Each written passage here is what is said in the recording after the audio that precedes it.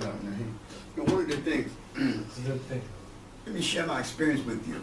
It kept me focused in my early years as a Muslim, you know, even to this day. You know, when I became Muslim, you know, I mentioned I had joined the Al-Islam movement. Okay? It was a Jamaat. It was a group of brothers. All right. And that was important. You know, it was like a support. You joined a community. You know, you can't practice Islam or live Islam isolated. You got to be part of the Jamaat. Like the Prophet said, the hand of Allah with the Jamaat. Wherever there's 3 of you, all right, in a village or an area or on a journey, and appoint someone to be the Amir. That's what. So that was the idea. You know, having leadership amongst yourself, living in a non-Muslim society. So this concept, you know, okay, cool. So when I embraced Islam, there was a group of brothers, you know, living those hadiths. They didn't have no scholars to tell them, well, look, you know, this is the interpretation, just to hit on it. We just right from the hadith. Boom. Got to have a leader. You know, if you stop to pray, you got to have an Imam. And so when we said Imam meant more than just a person who did prayer. He was the leader. All right? And so we, you know, so when brothers embraced Islam, then they joined this Jamaat and whatnot, you see? And there were certain goals and certain objectives, you know, with the Islam. And one of them was to give dawah, to spread the message of Islam. So we were very active. We didn't embrace Islam, and then we were sitting in the mosque, and we were learning the religion, and we were going forward. We was hitting the street. We was hitting the prisons. You know, we was, that's what we did, you see. And one of the things that the Imam established within the Jamaat was a prison committee. And he assigned a brother to be down there of the prison committee, and they would go in the prisons, give it out to the brothers in the prison and whatnot, you see. And then we had the Friday night program where we would go out and do fishing. We call it fishing. You know, where we go out and just invite people to the masjid. Invite them to the masjid Friday night. They would come here. Sometimes we get a gathering like this here. We had one of the brothers give a little lecture, a little talk on the fundamentals of Islam. And many of the brothers in the movement became Muslims that way. See what I'm saying? And then we would get our lessons, and we would learn, you know, Fatiha, we would learn, you know, the surahs, and learn our salah, you know what I'm saying? We would learn basic Arabic and stuff like that. And then you know, and then we would go out, you know, we would be sent out, you know, in the field to teach and to bring others in, you know, give dawah, you know, to our people, you know, in the neighborhood, you know what I'm saying? And so the movement just grew like that. And then we developed institutions, because if you're living in America, you know, the issue became, well, like, what about our children? You know, how we, you know, and back then we were real revolutionary, real radical. You know, we didn't, as we embraced Islam, you know, we wanted to develop some way where we can, you know, have an alternative for our children rather than sending them to the non-Muslim schools. You see, so the sisters got together and started teaching the children in the mosque, homeschooling in the mosque, and then before you know it grew. And then they went to the Imam and said, look, we need a building. And so the brothers got together, put some money together, bought a building, and you know, that was the madrasa. You know what I'm saying? And so we sent our children to madrasa. And the brothers, would, you know, we trained the brothers. We had some kind of program where we were able to train the brothers and sisters in Islam and the other skills that they needed to be qualified on an academic level to teach our children. We went from one institution to another.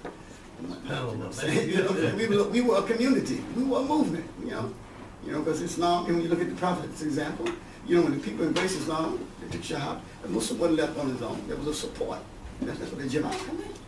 You see, and the Prophet was the leader, and he guided the people, and they were trained, and they developed, and they grew, and they grew. You know, so we followed that example. You know, and we developed economics. You know, we was in New York, in Brooklyn, we were the first ones.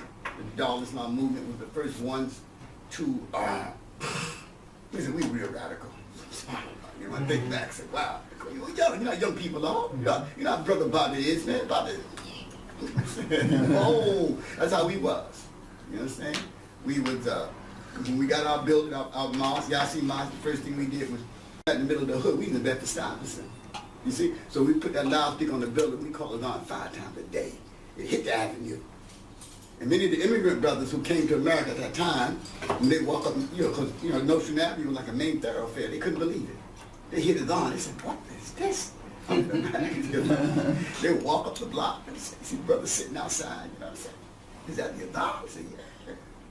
Y'all call me 5 times? Yeah. They let you do that in America? Yeah, we gonna do it.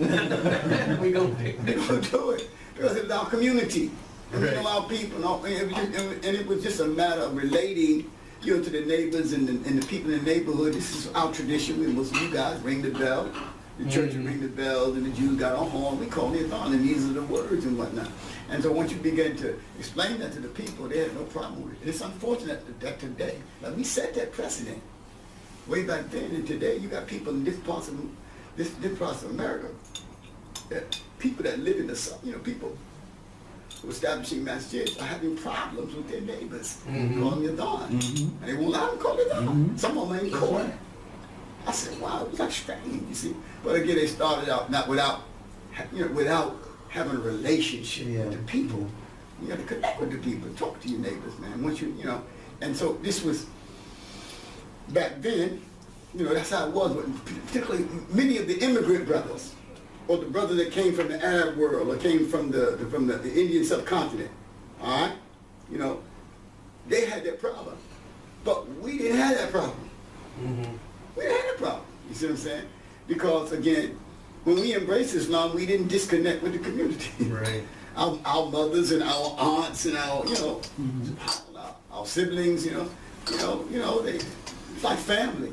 You see, and they knew who we was, you know, and what we were about. And so it's a matter of giving dawah and explaining things to the people. We developed a relationship with the local precincts and all of that. In fact, we would go. We had a few incidents where somebody was, you know, the police were looking for someone and they wanted to arrest somebody. They want to come up in the mosque, and the brother said, "You can't come up in here like that.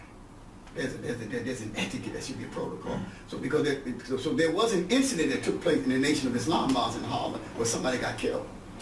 So the police run up there after the brother. So after that, they, you know, the New York Police Department decided to sit with the Muslims and man, had some kind of guidelines of how you approach a mosque and whatnot. If you got a warrant, then we'll cooperate. But you just can't be run up in the mosque because, you know, again, this is our place of worship. You see what I'm saying? All right, and so we made some guidelines. You see what I'm saying? And we established a relationship with them and whatnot. And Allah was kind, alhamdulillah, over the years, and they respected us because our presence, you know, the Muslims back then, the presence of the Muslims, you know, wherever we were, we cleaned up the community. Our presence was like no drugs. Drug-free zone, you know, that kind of stuff. You know, crime-free zone. You see, where we set the mosque up, and we moved around it, and we had businesses in that area neighborhood. You know, so that presence, you know, and so the police, you know, they appreciated it. so they work with us. They work with us. Alhamdulillah, you see, because they made their job easier. You see what I'm saying? And but alhamdulillah, we had a tremendous impact, you know, on the community. You know what I'm saying? We had our own security apparatus, and so that was my experience of community in Jamaica. You know, institution building. Like I said, we established the first halal meat store. We buying the kosher meat. You know, we became Muslim. We don't be halal meat stores in New York. You see, and so the brothers got together. We need our own meat store. We do our own zabiha, and so alhamdulillah, we made it happen. 143, you know.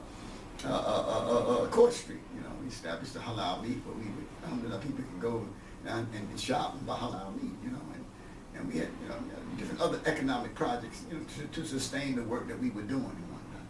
You see what I'm saying? And we had branches all over the country, you know what I'm saying? And the whole concept was building a community. Building a community. I mean, when we embrace Islam, we need to be a part of the community, our families together, the sisters. There's a sisterhood, and with the kids, and they do things, and have a brotherhood, and we did things. And as young people, you know how we are, man, we like to get physical. So we trained, you know, we were soldiers. We trained, you know, whatever you build, you got to protect. You're living in America, living in the hood. You see what I'm saying? And the gangs and all that kind of stuff. You see what I'm saying? So we trained, we worked out, you know. We did those kinds of things. That's what young men do. We don't have it today. People don't have a clue. You know, we forget that the Prophet encouraged the brothers to learn archery and swimming and wrestling to be physically in shape. You know what I'm saying, and to be prepared. You know, we read all those hadiths and we accepted them literally, and we put those things in practice amongst our community to protect that community. You see what I'm saying? So we had the security, the masjids. Every masjid that was connected with the Dar Islam movement, subhanAllah, was open 24/7. There was no such thing. You closed the mosque. You know, it was unthinkable if you closed the masjid. So we sat there pretty good, you know. We live in a time now, the mosques are closed, so no wonder people come and vandalize the mosques, rush all kinds of stuff on the mosque. But brothers put security, you understand? 24 hours a day. We had 3 shifts, 8 to 4, 4 to 12, 12 to 8. We're like paramilitary. That's how we function, you know. And we was motivated. Yeah, we was motivated. You know, we keep the mosques open. You see, people travel from one end of the country to another. You know, they get stranded. You know, brothers traveling. You know, they break down the highway and they call Yasin Mas, who's calling. So I'm like, brother, well, it's not. This is brother so-and-so, I'm coming from California, I'm coming from Michigan, and so-and-so, brother. I'm trying to find a direction how to get to the masjid. And, you know, if I'm broke, or if my car broke down, and it's subhanallah. Give me your location, brother. We'll dispatch some brothers out there to give you some assistance, man. If a sister got stranded, or if she was harassed on the bus or the job or something, man, dispatch 2 or 3 brothers over there just to give us some support, man. People back up. That's how we rolled then. We were young. That's good training. Yeah, man, it was good training. I mean, we protected the community. You let some sister call us and say somebody on the job was messing with her. Man, brother rolling, kicking in doors. And at one point, the sisters were afraid to call the brothers. Because we do work. And we believed in protecting our women. When we had affairs and we had events and whatnot, then we'd always, the single sisters, they always had an escort. We just got a couple of brothers to go that way. Take a sister home, inshallah. Make sure she get in safe. You see. So we were very protected like that. And that's what community does, man. The sisters appreciate it now. Man, we're so weak now as a ummah, you know, because again, you know, that we don't think these things are important. You don't think these things are important, but every group in America, you know, they organize themselves in a way that they put these kind of, you know, protections around themselves, man. You know, you just can't depend on 911 for everything. You know, you call it, but in the meantime, you can hold your own. All right. And so that's how it was, you know. So that was part of our training and upbringing, you know, in the movement, you know. That was nice, man. We was committed to the deen, we committed to the dawah, you know, spreading Islam. So that was my upbringing, and I still think like that. I'm 63. You know, and I'm still committed to that. You see, so I still follow that kind of like that tradition in America. You know, I'm the Amir of the Iqamat Deen Jamaat. You know, with that same spirit that we had in the dawah. You know, when we have brothers all over the country, man, that's connected with me. Besides me being the Imam of the masjid, that's a long island. He said, that's all I know. He said, to be connected with the community. You know what I'm saying? With that vision that the Prophet gave us. And the vision that the Prophet gave us, that I mentioned today in the khutbah, Muslims have forgotten. He said that our mission in life is to establish Al-Amin to the best of our ability. You know what I'm saying? To empower Islam. The Prophet said, Al-Islamu ya'lu wa la yu'la. Islam is over, not under. So we're supposed to lead mankind. You know, we got the guidance, we have the haq, we have the truth. You see what I'm saying? And it doesn't mean you bully people and you abuse people and you oppress people, you terrorize people. No. It's just about setting an example. You know, setting up the model. You know, following the methodology of the Prophet. The Prophet was very peaceful, very kind, very merciful. So this is what I teach the brothers. That's how we got to go at it. You know, we're not terrorists. We're not hoodlums. We're not lawbreakers. You know, we obey the law that we don't establish a deen. Because while America gives us the freedom to practice our religion. You see what I'm saying? So this is part of our religion. We want to set this up, we want to set that up. You see what I'm saying? We ain't trying to undermine, we ain't anti-American, we just pro-Islam. You know, George Bush made the statement, you with us, you with the terrorists after 9/11. He said, no, we with Allah and His messenger. We ain't with Al-Qaeda, we with Allah and His messenger. That was our message. Start the movement. You know, we're pro-Islam. We ain't anti-nobody. We're trying to practice Allah's religion. But that's our duty. You see? And so giving dawah to everybody, every opportunity we get to spread Islam to people in high places and in regular places, that's our job. You know what I'm saying? Like I mentioned in the khutbah today, you know, about the Imam, you know, when he met with George Bush. That's what we're supposed to do. Right. See, we're supposed to share Islam. You know, people like that, like the Prophet shared Islam with the rulers of his time. I mean, opportunity. He sent delegations, he sent letters to them, inviting them to Islam. And he didn't threaten them. He just told them, if you don't accept Islam, then you're going to bear the sins of your people. He didn't sell them no wolf ticket. He didn't threaten them. You see what I'm saying? the way but that's not the method of the Prophet. I mean, be kind, you be nice and whatnot. And the Prophet set that example for us, you see. So we believe, in the Jamaat, that our mission is to worship Allah. وَمَا خَلَقْتُ الْجِنَّ وَالْإِنسَ إِلَّا لِيَعْبُدُونَ. That's our individual responsibility. And it's a collective ummah or Jamaat, wherever we are. You know what I'm saying? Establish Islam. You see what I'm saying? And you start from where you're at and you do what you're able to do. فَاتَّقُوا اللَّهَ مَا اسْتَطَعْتُمْ. Fear Allah as much as you can. Do what you can do. You see? And so there's something we can do. We don't have to be afraid to do it. Let's go to people. People appreciate it. You see? One of the things that we do in America, we established the trend in America, and this is the carryover from the Dawah. Most of the indigenous imams, indigenous imams is imam. He's imam, he's amir. But many other masjids, they don't operate like that. The imam is under some board. You know what I'm saying? Who may not even be religious at all. You know what I'm saying? And they control him. You see what I'm saying? A lot of them are very frustrated. They're very learned brothers from Pakistan and Egypt and different places, but they have it's the board. But we established our Jamaat, subhanAllah, man, the Imam is Yamir. The buck stopped with him. He the CEO. He got his board under him. He picks his board. You know what I'm saying? And he has mature with the people. He has mature with his board. You see, but they don't, because they don't like a cook, they've got to fire him to get somebody else. You see what I'm saying? No, man, you ain't like that. You see, so we established that precedent. Imam Siraj, Mahad, myself, and all the indigenous brothers, man. That's how we operate our masjids and whatnot. So when people look at us, how do y'all do that? Because we don't, we didn't come from the Muslim world. A lot of the Muslim world come out of colonialism, man. You see what I'm saying? Mm-hmm. And so, their vision and their way of operating is different from ours. And being a people that lives in America, knowing the people in America, knowing the culture, and and we're part of it, you see. And so we just practice Islam. One of the unique things that we did back in the days, I remember, see,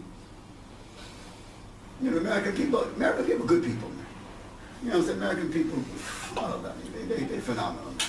I got to give it to our people, white, black, and there's a lot of good, decent people in America, And I remember when we first brought the dawah to the prisons, right? And so we had to meet with the warden and the officials to explain how we do things, okay? And so we said, well, the brothers got to have Jummah, okay? And okay, and they got to have their own imam from amongst them. So that was like, because all they can think of the religious leader being the priest. Mm-hmm. Mm-hmm. You see, the reverend or the rabbi, and that's somebody that they hired to do that. But at that point, all this is new for us, so we wasn't hired. We was coming in as volunteers, trying to teach them, what the Muslims will do. You know what I'm saying? All right. And so, but they said it. They said, okay. The brothers have to have a kufi. As Islamic identity. But back then we thought it was the Sunnah. We thought it was obligatory. All right? But it had an impact. Because again, it helped the brothers come away from the ignorance that they were part of, the gangs in the street, and they identified as Islam Muslim, and they allowed us to wear these jalabiyas and kamises, you see what I'm saying? So the inmates were able to wear this, just like we dress, you know what I'm saying? With turbans, and it had such an impact on the population in the prison that the Rastafarian and all the different other groups inside the prison, man, they start growing their beards. When you're in the prison, you have to shave like an army. You have to shave. You see, but we told the brothers how to wear their beards. This is our way of life. And so they had to let the Muslims. So other groups saw what we were doing, and so they were following our lead. So and they wanted to wear their cultural dress, and they wanted to wear their dreadlocks, and you see. But make a long story short, the whole idea that we were able to establish certain things, especially in New York State prison system, one of the most developed in the country. Okay, and I was a part of that, for a while. All right, and the things that the inmates can do inside a prison, in America, people like, what? You see, like Ramadan, and they can do itikaf in Ramadan. Most of the facilities in America have their own masjids. They give them an area and they build it up and make it the masjid for the Muslims.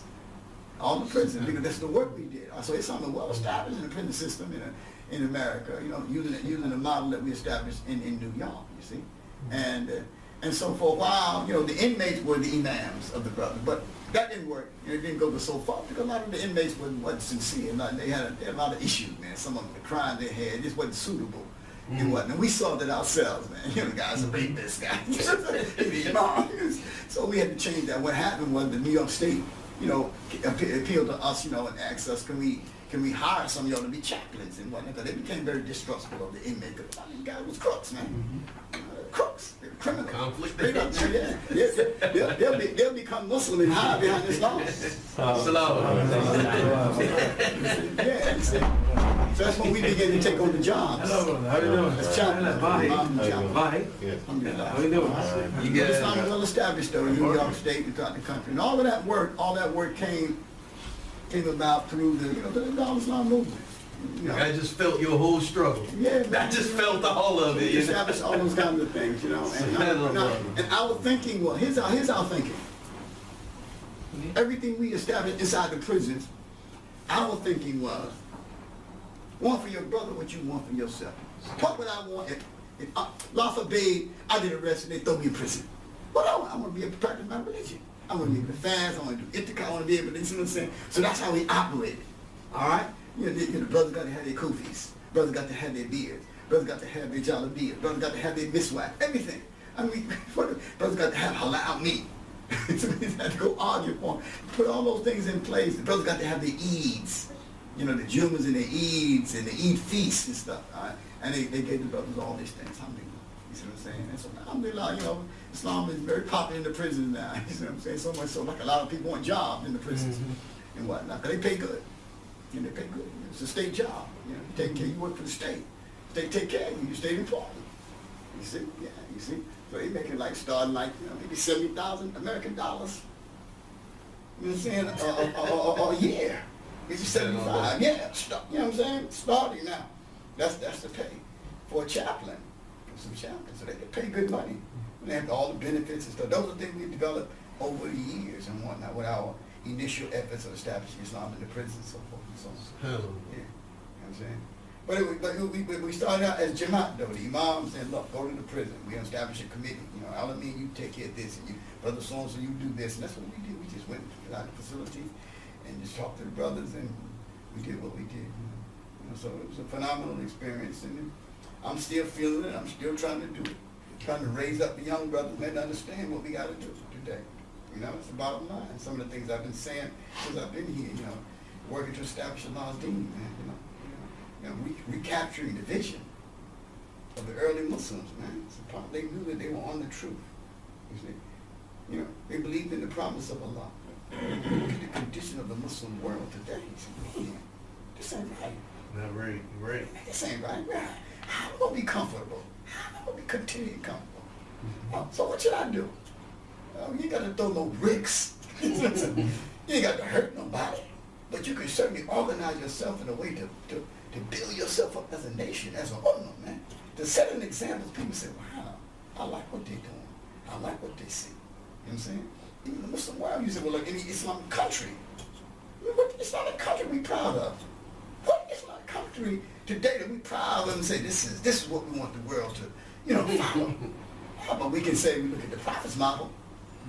And we look at the Mount Khalifa Rashidin and say, that's what we're proud of. You know what I'm saying? We can't say we're proud of the Umayyads.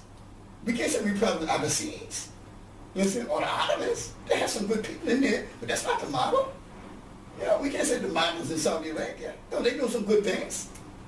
Oh, what is the model for the world? You know what I'm saying? The Prophet Muhammad's son, Khalifa Rashidin. And so we, you know, so we're away from that. We have lost that spirit. You see what I'm saying? You know, of establishing Allah's deen, you know, in the context where people can look at it and say, wow, where's our Islamic government? I mean, when Obama was running for office, black president. Yeah, I put together a treatise on my study with one of the sheikhs there, and we went through a few little books together, and we studied the issue of the Islamic political process. How to select the caliph, how to select me. Yeah, that's what we studied, because the Imam realized that's where my head was at. I done read all the Aqidah books, Ibn Taymiyyah, Ibn Qayyim, Ibn Qudama, Abdul. I got all of that. How many now? Remember the Sheikh said, "Nah, I know what you want." I said, "Yeah." I said, "No, establish the deen in the world, in the world." You see what I'm saying? And so this treatise that we put together, you know, we had to translate it, and so I shared it, and I put it together right after, you know, during the campaign of Obama, because people were talking about voting, and we need a, you know, political process, but they don't talk about this not the political process. You know what I'm saying? It's a topic people don't want to touch. It's dead. It's in the Hadith of Bukhari, it's in the Sunnah, it's there. You know what I'm saying? The people know what it is. The people don't know. You see what I'm saying? So again, you know, we have a model. You know, the Prophet is the model for everything we do. Everything. We just have to believe in it, man. And see, work to it. And that's how we was in the dog. And that's why I still think that way. You know, like they say, "Oh, you from the old school." I say, "Yeah, but this is what we're supposed to be doing." You see, even in the Muslim world. You know what I'm saying? There's certain things that's lacking, man. Yeah, ideal, man. You know that. You know. And so, you know, so the companions of the Prophet, peace be upon them, they had ambition, they had vision. You know, they were very proactive with spreading Islam. They were very organized and Said you old school. yeah, so we have to be part of. So I encourage brothers and brothers here, you know, to be more organized. To be more organized. You know what I'm saying? Be more organized. You know, amongst yourself. Have an Al-Amin, have a set program that you're doing. That's what I'm saying. You know, to develop Islam amongst yourself and your families that's here and whatnot. Don't let it just be like a thing where we just whatnot. Because eventually, you know, you're gonna come back to America. Or if you come back to America, what you gonna do? America is not a Muslim society. So you have a lot of advantages because the mosques is all over the place, so you don't have to worry about building mosques. You just meet in the mosque and have your little dawaniyas like this here, and have your lessons and alhamdulillah, keep your focus and keep you that strong support for everybody, the families and whatnot. But again, you go back to America. What we gonna do? You know, we gonna have a community. We just gonna be Muslims, you know.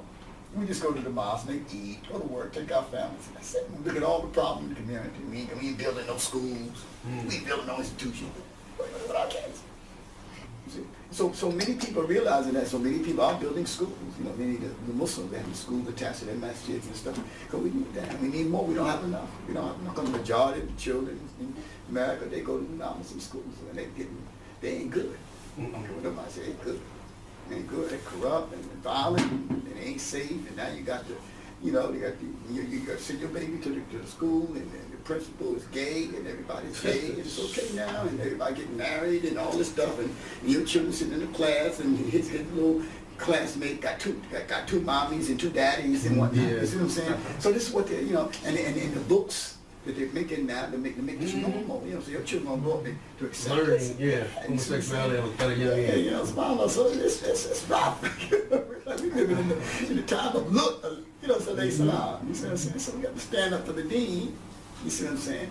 And not say we disrespect anyone, you know, we don't say people ain't got rights, they got rights, you know, but still in all, we have to be joined good if a bit wrong. And our position be very, very clear, you see what I'm saying? So there's a lot still to be done, you know, in terms of institution building. And a lot of the organizations in America now are doing some phenomenal work, you see, building different things and institutions, alternatives, financial institutions to facilitate brothers and sisters buying homes without the riba and stuff like that. These are great things, man. These things have come to us by the grace of Allah. But you need to be more organized and do it dawah. We're just not doing enough, and we can never do enough in dawah. And again, we go back to the sunnah of the Prophet. When did the Prophet ever stop giving dawah? When? Ever. That was an ongoing practice of his where he always was giving dawah, even in times of danger. He was giving dawah, man. He didn't stop. You see, and he never, again, he was always consistent because that was his mission. Always spreading Islam and sharing with the brothers the vision of where Islam wanted to go and how they supposed to lead mankind. We ain't supposed to be following mankind. You see what I'm saying? Because the deen, Allah gave you the deen. كنتم خير أمة أخرجت للناس تأمرون بالمعروف وتنهون عن المنكر وتؤمنون بالله. He said, you are the best nation for mankind. You're the best model raised up for mankind. Why? Because you're enjoying good, you forbid wrong. You see, all of the social ills that's bringing down, you know, the society all over the world. You know what I'm saying? It's all for pays. The drugs, the gambling, the alcohol, you know what I'm saying, the sex, you know, all these are big industries, by the way. Big industries, man.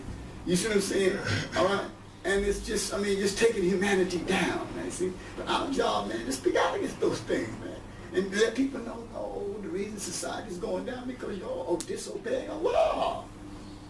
You wonder why, you know, half of the babies born in America, man, it's 40%. You know what I'm saying? It's illegitimate. Born out where not. Oh, man.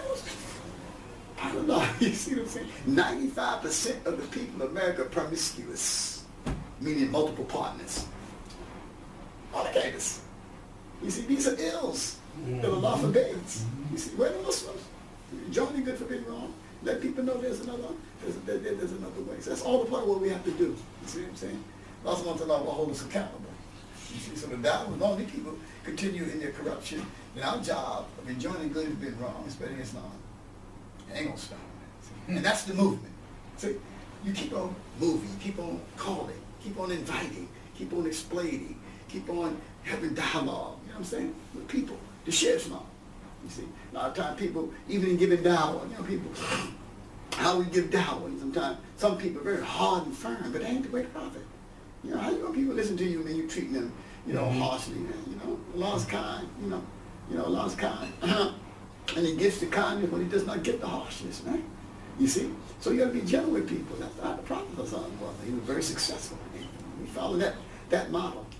We'd be more successful than the Prophet didn't call. He wasn't negative with people. He respected people. The Prophet never heard he's kafir. Yeah, too. We are he's kafir like always. But if we convert, I was a kafir. Imagine the brother that gave me down. You know what I'm saying? Kafir.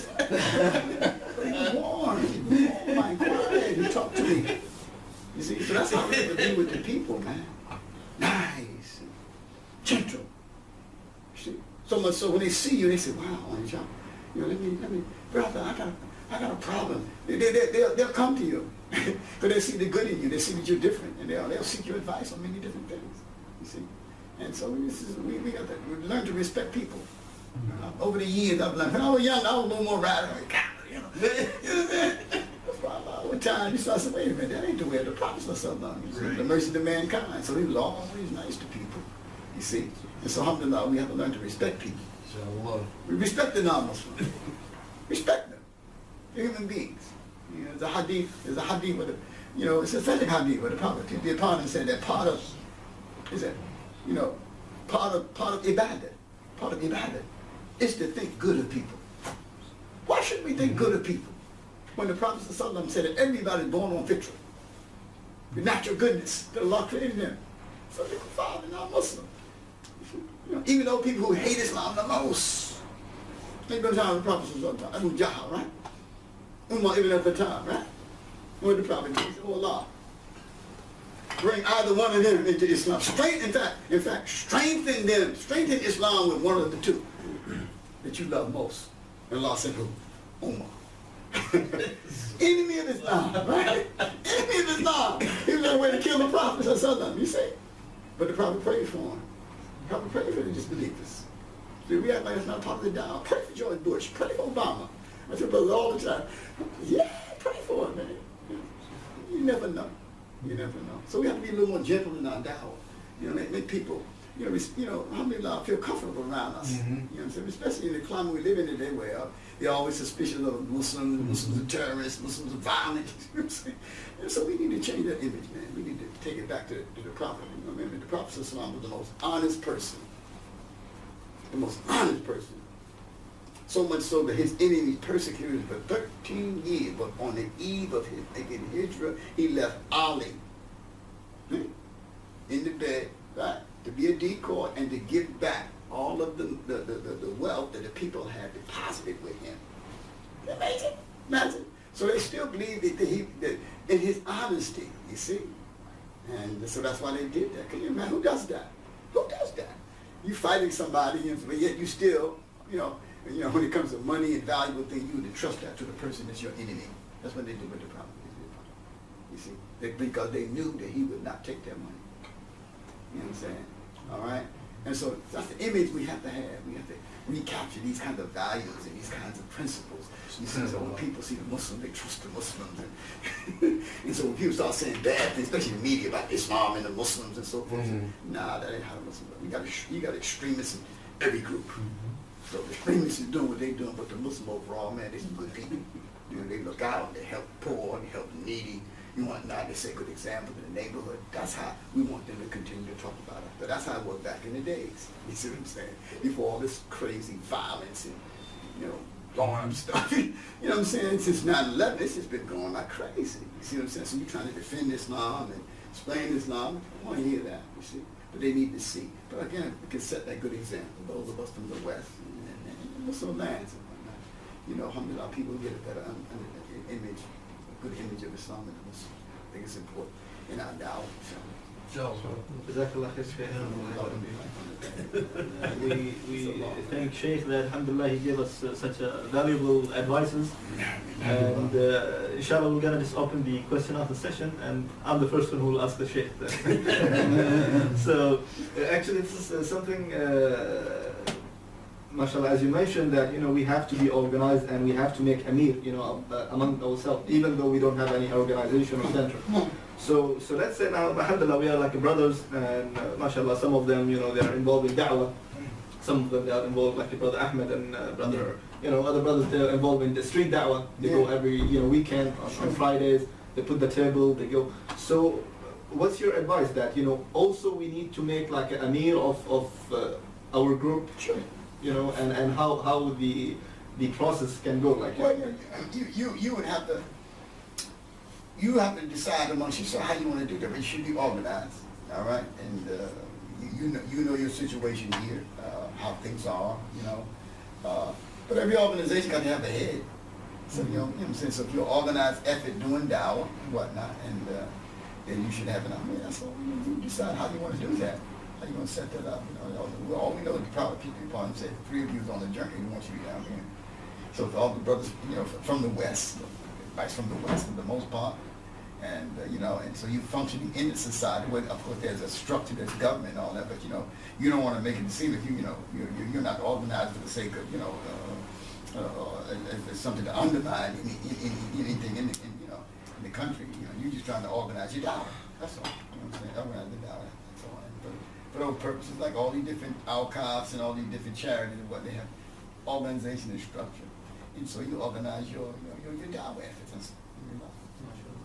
So in this case, we have to appoint one person as an amir, and then after consulting all the brothers, we can just give the idea to the amir so he can discuss. Just have mashur, like mashur.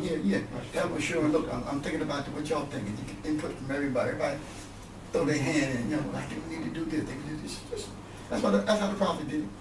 Whatnot. He got the best opinion from the brothers and about anything that they wanted to do collectively. You know what I'm saying? In terms of improving their da'wah efforts here. You know what I'm saying? Or to even get funded for some of the da'wah efforts from the people or from some of these charities. I don't know how it will work here. Like coming from America, we have our non-profit organizations. I'm here, submitting my documents to the charities here. Look, I'm trying to build a masjid. Can y'all help me? You see what I'm saying? So we're trying to improve the da'wah here. It's our little organization, and we need some help. Because we want to do this kind of program, we want to do this kind of program, we want to do some da'wah. Consult with the scholars.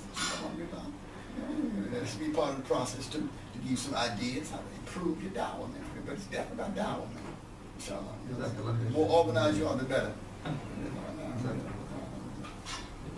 Yes, I mean. Sheikh, sometimes, like when I said in the beginning, some of the brothers who revert to Islam, when they're like all of us, when you're like involved in something deeply, for example, music or like a relationship with a woman or something, it's difficult for them to leave this all at once. And because you're like not thinking like them, you feel that you want to talk with them, but in a quite a gentle way, so you don't scare them away.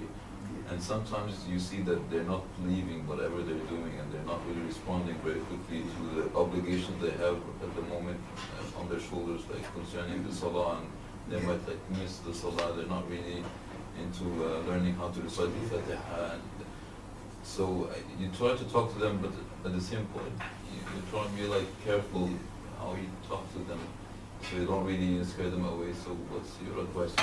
Well, that's the challenge it's a challenge in the society, in the world today we live in. Whether it's in America, or whether it's in a Muslim country where you have all the different, distractions and temptations, even in a Muslim country. A brother embraces Islam, but he's still hanging on to some of the stuff before Islam. You see, it happened during the time of the Prophet Muhammad, peace be upon him. And Aisha said, had the Prophet ﷺ, told the people or implemented certain laws, in the early phases of Islam, no one would follow him. You can't drink, you can't do that. So when the new Muslim come into Islam, you got to make some kind of judgments to help him, so he can, be able to let those things. Remember, the companions, it was their Imam. It was the Imam. They built in themselves that made them need those things. You see what I'm saying? So the brother embraced Islam because he felt good, he was excited. There was a group of people, they talked about Islam, he felt it, he embraced it. He wasn't even thinking about it. I can't drink no more. Well, most people, they know, okay? But relationships with women and things of that nature, if they got a long relationship, or if they have a child, encourage the brother to get married.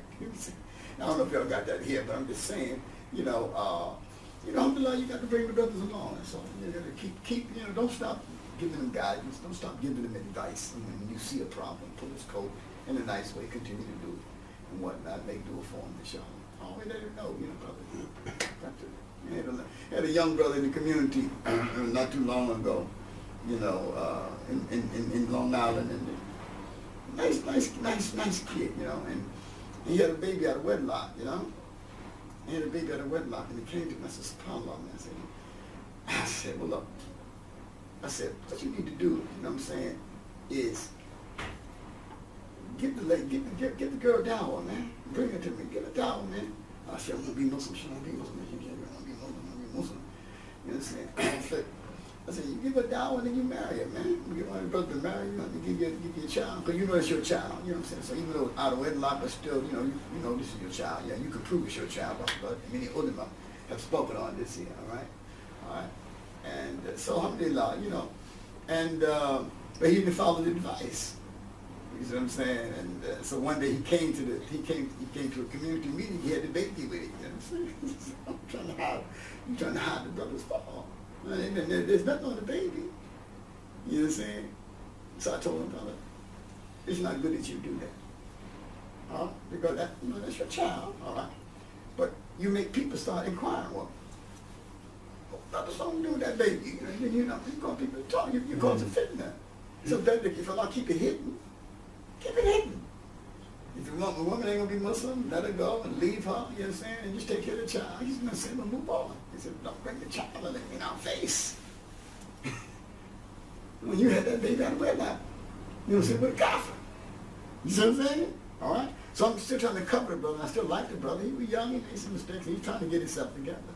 You know what I'm saying? But sometimes you gotta use some kind of tact, and you don't want to run him away. I didn't run him away. He really appreciated it. So just don't, don't give your daughter and whatnot.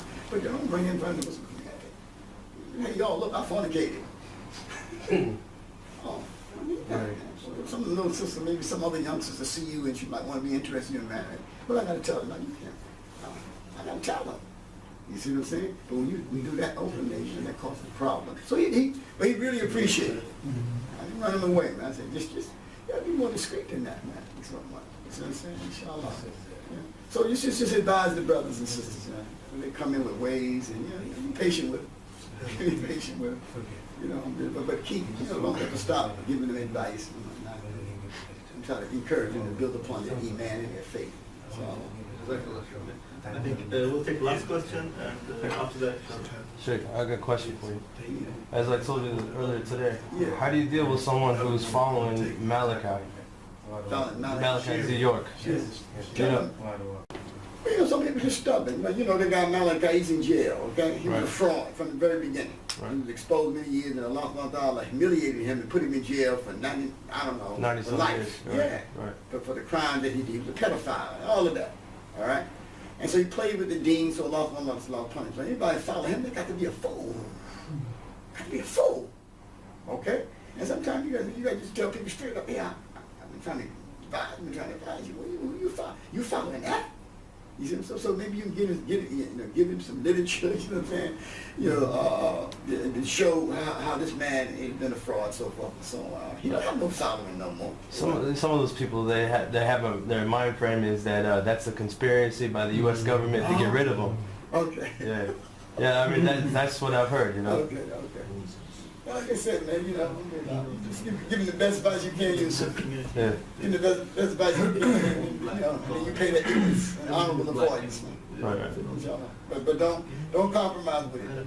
His head is in that. No, man, this is ignorance, man. This is surety. This is all of it.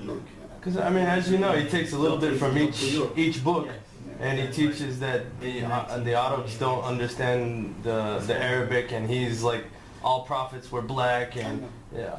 All this foolishness, it's ignorance, man. It's ignorance. What it is you're dealing with? It's ignorance.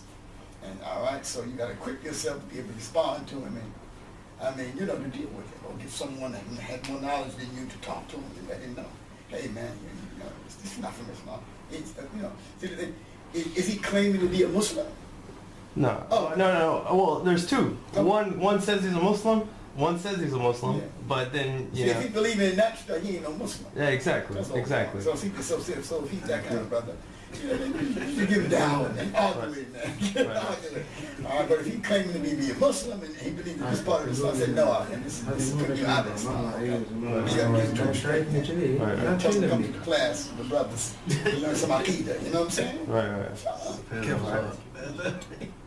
Jazakumullah khair, and I know that actually Sheikh have another engagement. So inshallah we're just gonna have the quick, you know, what do you call it? Light food and actually light treats. So inshallah we'll just Nice being with y'all, man. I didn't know I was going to talk to y'all. Wonderful being with y'all, meeting all of y'all. You too. Bless y'all, make y'all strong here living in Kuwait. And I let all of you, so I'll be back. We'll see each other again. It's like a second home to me, you know what I'm saying? So I'll be coming back on a regular basis. The more the better. Again, inshallah, okay? So, Okay.